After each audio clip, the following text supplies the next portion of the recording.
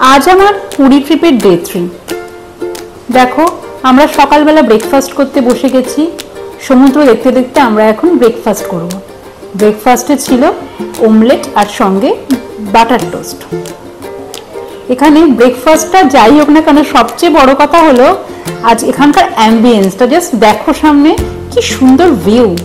আমরা এই view enjoy করতে করতে এখন ব্রেকফাস্ট করব।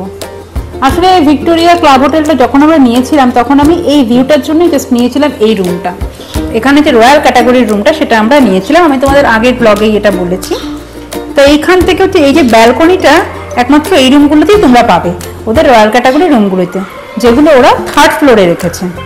আর এখান থেকে তোমরা এত সুন্দর ভিউ এনজয় করতে করতে সকালে মর্নিং টিও খেতে পারবে, আবার ব্রেকফাস্টও করতে পারবে। দেখো কি অসাধারণ লাগছে না?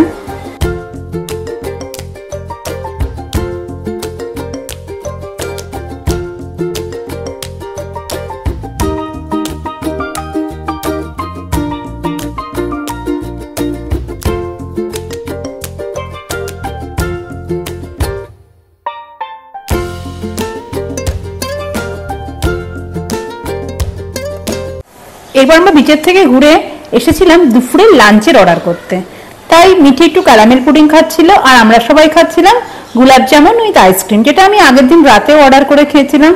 আমার খুব ভালোই লেগেছিল খেতে, আর বাকিদেরও খুব ভালো লেগেছে। আমরা এখানে তো 3 দিন ছিলাম, এই 3 দিনই আমরা এই ডেজার্টটা অর্ডার করে খেয়েছি। আজকের লাঞ্চে শুভ্র আর মিঠি নিয়েছিল মাটন বিরিয়ানি আর সাথে চিকেন কষা, আর বাবা মা আর আমি নিয়েছিলাম সাদা ভাত, লাউ চিংড়ি, ইলিশ মাছ সর্ষে দিয়ে বা ইলিশ মাছ ভাপা, ডাল আর ঝুড়ি ঝুড়ি আলু ভাজা। খাবারগুলি ছিল অসাধারণ টেস্টি। ওরা বললো বিরিয়ানিটা তো খুবই সুন্দর ছিল, ইলিশ মাছের সাইজগুলো তোমরা জাস্ট একবার দেখো কত বড় বড়। খাওয়া দাওয়ার পর আমরা একটু রেস্ট করলাম দুপুরবেলা, তারপরে বিকেলবেলা গেলাম আবার বিচে ঘুরতে। পুরীতে আসলে দুবেলা বিচে যাওয়াটা কিন্তু ম্যান্ডেটরি, কি বলো তোমরা? তারপরে বিচে আমরা অনেকক্ষণ এনজয় করেছি, মানে আমরা 3 দিনে যে ছিলাম 2বার তো বিচে এসেছি। আর আমার পুরীতে যে আমি জীবনে কতবার এসেছি তার কোনো হিসাব নেই। পুরী আমার one of the favourite destination. আমি যে কতবার জীবনে পুরীতে এসেছি তার কোনো ঠিকঠাক নেই, আমার যখনই মন চায় আসি। কিন্তু একটা কথা কি জানো, জগন্নাথ দেব যদি না চান কখনো পুরীতে আসা যায় না। তাই যখনই জগন্নাথ দেব আমাকে টানেন আমিও চলে আসি তার দর্শন করতে।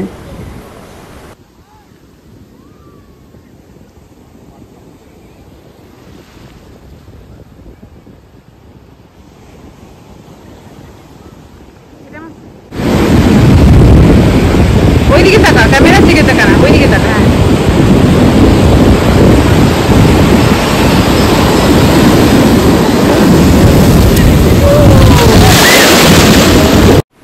রাতে পান্ডা আমাদের পাঠিয়ে দিয়েছিলেন জগন্নাথ দেবের মহাপ্রসাদ।